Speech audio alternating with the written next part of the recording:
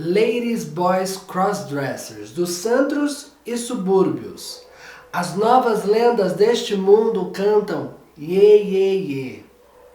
Assim diz a música Shazam, das Bahias e a Cozinha Mineira, e não tem muito a ver com esse vídeo não.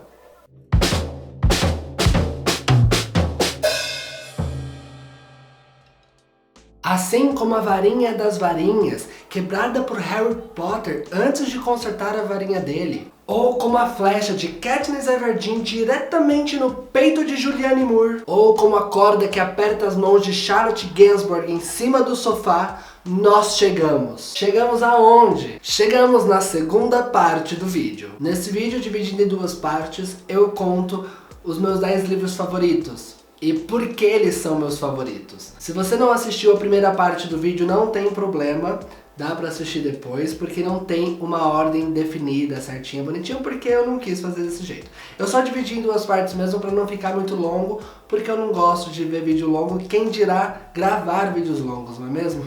Então vamos lá, porque eu estou muito empolgado. Quando eu termino a primeira parte do vídeo, eu termino com um peixinho chegando no mar. E é no mar que eu começo o vídeo de hoje. Mar Morto, o livro de Jorge Amado publicado em 1936, logo após a sua prisão política. E eu tenho a maior convicção de que o mar é realmente o personagem principal desse livro, e ele que utiliza de outros personagens para contar uma história. Porque os personagens que ele se utiliza são personagens que dependem diretamente dele. São marinheiros, pescadores, as esposas dos marinheiros e pescadores que aguardam eles retornarem de suas viagens, e Iemanjá. Os personagens principais são Kuma e Lívia, um apaixonado e apaixonante casal. Kuma tão dividido entre o chamado de Lívia para viver uma vida segura e estável na terra e o chamado de Iemanjá para viver na ressaca do mar. Esse, sem dúvidas, é o meu livro favorito de Jorge Amado. E como eu amo a arte de Jorge Amado.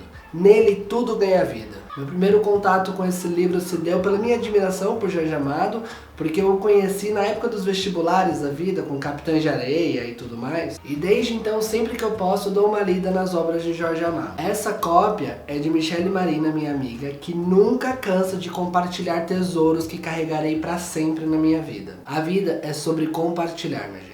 O segundo livro da lista é o Nós e Eles, de Bahin Nakshavani. Sim, se você é bem atenta, você reparou que esse livro tem vídeo no canal. E esse é o momento em que eu vou ter que aprender a colocar card, é uma coisa que eu não sei, tava tentando fugir, mas eu vou ter que aprender. Então, se eu aprendi, tá aqui em algum momento, em algum lugar, pra levar você pra resenha desse livro aqui, ou eu deixo na descrição, se eu desistir de tudo, e é isso. Aliás, é justamente por isso que esse livro tá aqui na lista de favoritos. Essa lista de favoritos, ela é extremamente baseada na importância que aquele livro tem na minha vida e nas etapas que eles vão me acompanhando de alguma forma ou de outra. O Nós e Eles, ele foi o primeiro livro que eu resenhei aqui no canal. Ele foi o primeiro livro que eu li com uma leitura mais analítica do que eu vou falar, do que eu vou deixar de falar, qual é a minha interpretação que eu quero levar para as pessoas. E como eu tenho um carinho muito grande pelo Deregondê literário, nada mais justo do que eu colocar aqui nessa lista o livro que abriu as portas para ele. Então, para resumir aqui um pouco o livro, ele foi publicado em 2017, tá? E ele acompanha a viagem de uma senhorinha idosa e viúva também, nas casas de suas duas filhas. Uma mora nos Estados Unidos com a família dela, tem um marido, as filhas, e a outra mora na França e é artista, é mais aberta, tem uma visão totalmente diferente da mãe, e ela fica muito impressionada como as filhas se transformaram naquilo que as pessoas vendem de outros países, e ela tenta se adaptar àquilo de alguma forma. Além disso, tem muitas outras coisas, como por exemplo, tem um filho dela que foi pra guerra e ainda não voltou. É um livro cercado de segredos, existem muitos segredos entre as pessoas. As filhas delas não se dão bem, elas escondem algum segredo que você fica tentando descobrir e no final ele não é importante assim, sabe? É uma família de certa forma despedaçada, cada um vivendo em seu núcleo, não dependendo do outro. E fica essa senhora no meio sem saber para onde ir, sem saber aonde receber apoio. Então é um livro hiper legal porque ele trata de exílio, ele trata de relacionamentos familiares, ele usa um panorama da guerra do Irã. E eu gostaria de aproveitar esse momento também para fazer uma errata no vídeo de resenha que eu fiz de Nós e Eles. Porque no vídeo, em alguns momentos, eu assistindo depois, eu percebi que eu falo o nome da senhora errado algumas vezes.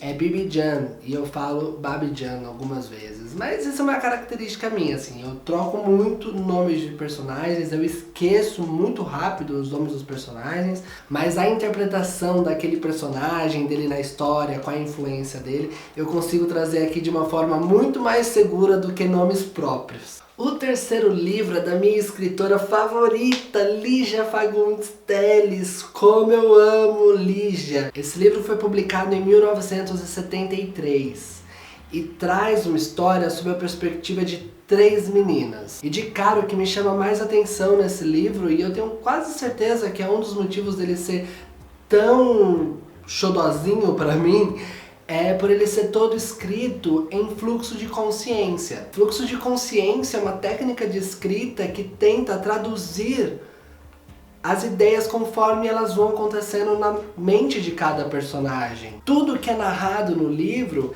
é o que se passa na cabeça do personagem. E é muito interessante porque as 3 meninas, Ana Clara, Lia e Lorena. As 3 são muito diferentes uma das outras, mas elas têm um ponto em comum. Elas vivem no internato, elas foram criadas no internato, então elas têm muita influência uma sobre a outra.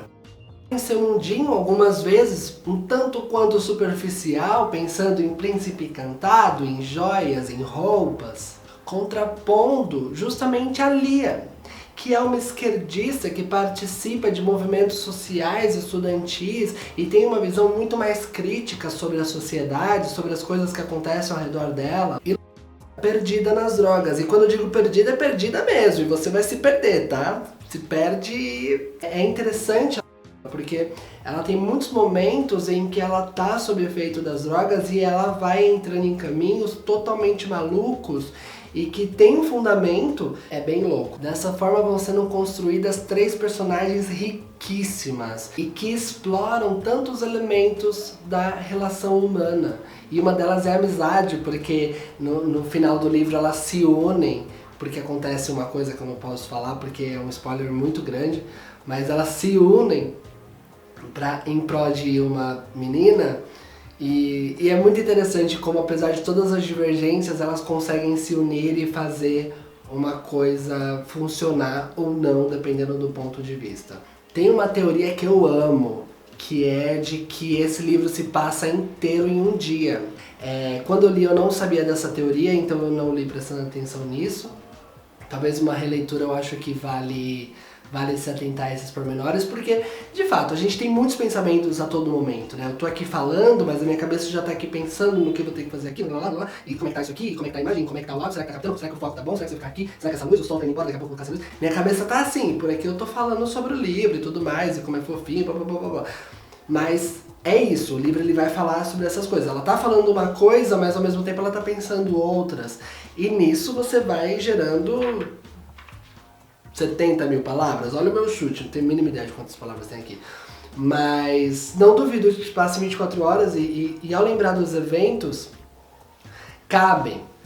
Mas é tanta coisa que elas pensam que você se questiona se realmente é 24 horas. Todos os Nomes é um livro do escritor português José Saramago, publicado em 1997. Nesse livro conhecemos o José, ou o Senhor José. Ele trabalha na Conservatória Geral, que é como se fosse um cartório, onde registram-se os nomes dos falecidos e dos nascimentos. Ele já é um homem mais velho, acho que em torno de uns 50 anos, e ele trabalha há muitos anos nessa Conservatória Geral. Inclusive, ele é o único residente num condomínio que existia ao lado da conservatória para os funcionários, onde as casas já foram demolidas e ainda fica só a casa do José ali.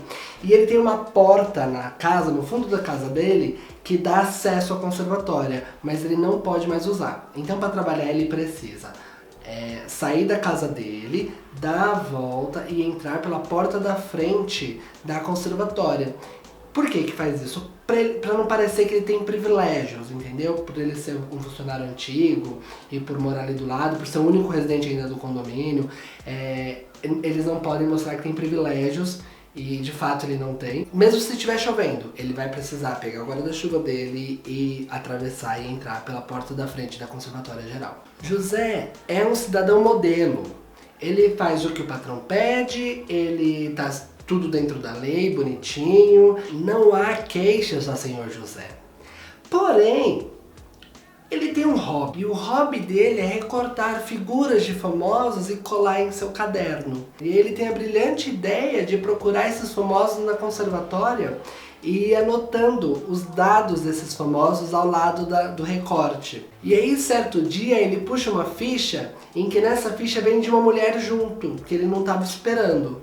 E aí a coisa fica interessante. Enquanto ele tá preenchendo a ficha dessa mulher no caderninho, ele percebe que faltam muitos dados dela. Ele não sabe o que aconteceu com ela. E ele vai atrás dessas informações. Ele não vai sossegar enquanto ele não descobrir o que capetas aconteceu com essa mulher. E aqui a gente vê a quebra de barreiras de um personagem tão certinho por uma obsessão. Atrás do paradeiro dessa mulher, ele falsifica assinatura, falsifica documento, vai na casa onde morou, conversa com parentes, que até então ele achava que eram parentes distantes dessa mulher, invade escola, procura pela cidade, cemitério. Mas esse livro é meu favorito por diversos motivos. Eu gosto da ideia de uma pessoa tão normal começar a conhecer os seus limites e começar a sair dessa normalidade estipulada por ele. Ter situações que o incitem a conhecer novos sentimentos, novas ideias. E uma coisa muito interessante é que o nome do livro é Todos os Nomes. E o único nome que aparece no livro inteiro é o do José. E o nome José, ainda assim, é um nome super comum, né? Então José tá aqui para representar o comum. José é um nome comum porque ele é cada um de nós, com nossas formalidades ou com nossas obsessões, mas tudo que a galera de fora vai ver é José, ou Maria, ou Alexandre, ou... Existem algumas análises sobre o José em todos os nomes, tanto a questão de se nomear pessoas, quanto a questão da obsessão, quanto a questão do obstáculo final que é a morte, das representações no cemitério. Mas de novo, só uma pincelada aqui mesmo para apresentar os meus livros favoritos, e todos os nomes ele dá pano pra manga, pra conversa, né? Pano pra manga. Ah, dá pano pra manga. Agora que eu entendi essa expressão. Pano pra manga. Ele dá pano pra manga, né? Fazer uma manga comprida pra não passar frio. É que sempre que eu via essa expressão, me via a manga fruta, sabe? Eu nunca tinha entendido. Pano pra manga. Tipo, por que eu quero um pano e uma fruta? Mas agora que eu entendi, a manga é outra. Ó, deixa eu falar aqui que agora a gente chegou no livro favorito da vida.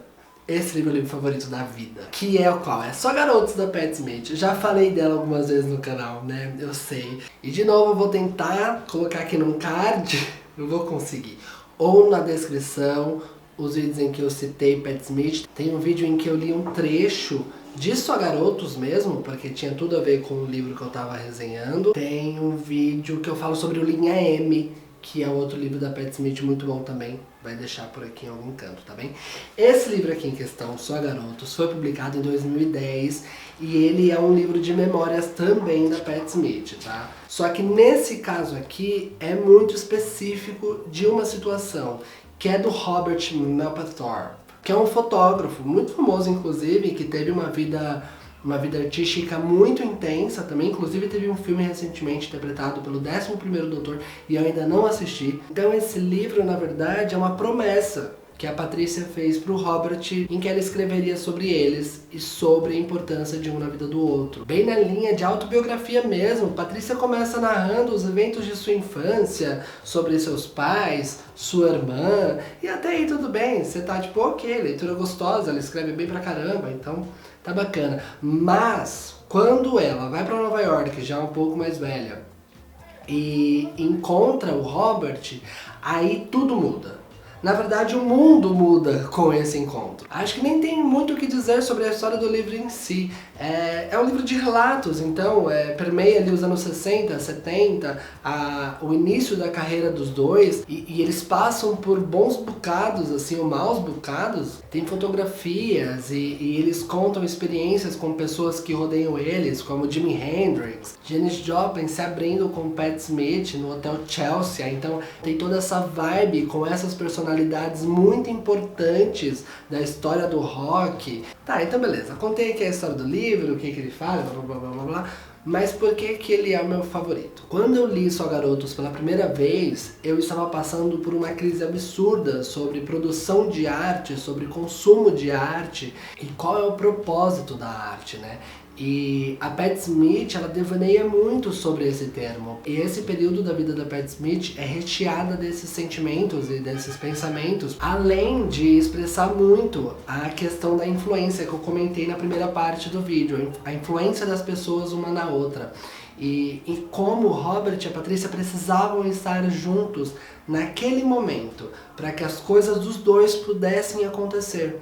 Naquele momento da vida dos dois, fez todo sentido eles passarem aquilo juntos. Eles precisavam estar ali para dar apoio, nem que seja para dar um sorriso, ou para dividir o ingresso do museu. E até a questão do livro físico também. Esse livro aqui em si, essa cópia aqui, única no mundo, ela tem uma importância muito grande para mim.